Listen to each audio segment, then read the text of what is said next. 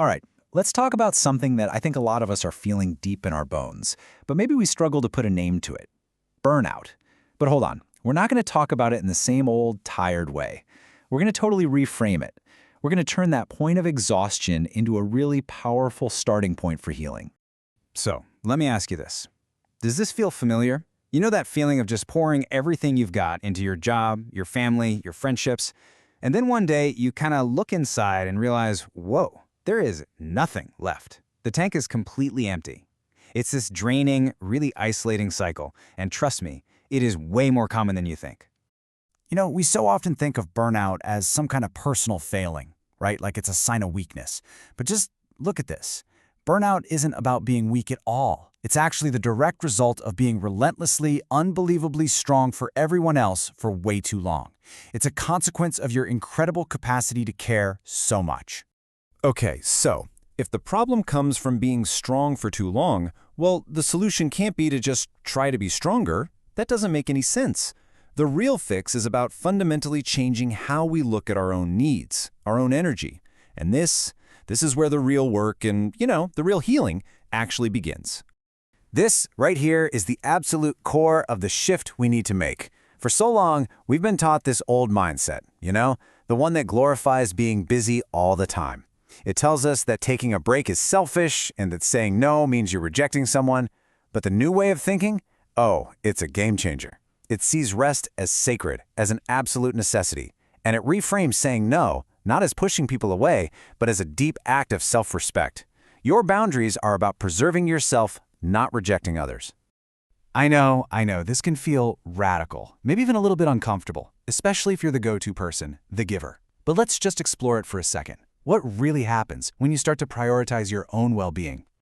And here it is, this is the beautiful, kind of paradoxical truth. By filling your own cup first, you are not being selfish.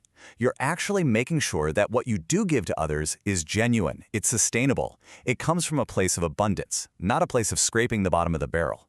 I mean, you've heard it before, but it's so true. You just can't pour from an empty cup. When you recharge, you have real energy, real presence, and real care to offer the world.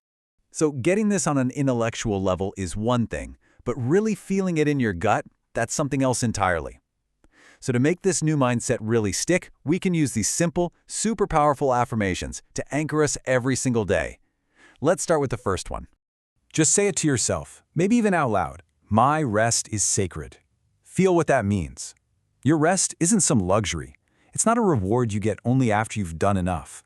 It is a fundamental, non-negotiable, and truly sacred part of who you are.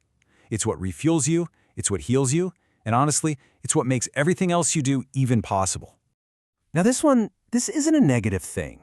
Your no is an incredibly powerful tool for creating the space you need. It protects your energy, it honors what you're actually capable of right now, and it lets you say a much more meaningful yes to the things that really, truly matter to you. Your no is a declaration of self-respect. And finally, this is the bedrock. This is the foundation for everything else. Your worth is not, I repeat, not measured by your to-do list or by how much you do for other people.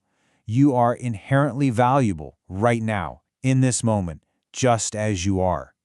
This simple phrase releases you from that constant pressure to be doing, and it allows you to just be.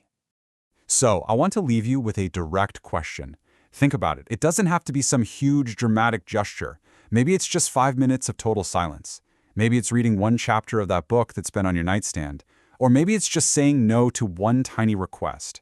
So what's one tangible thing, however small, that you will do today to honor your own sacred rest?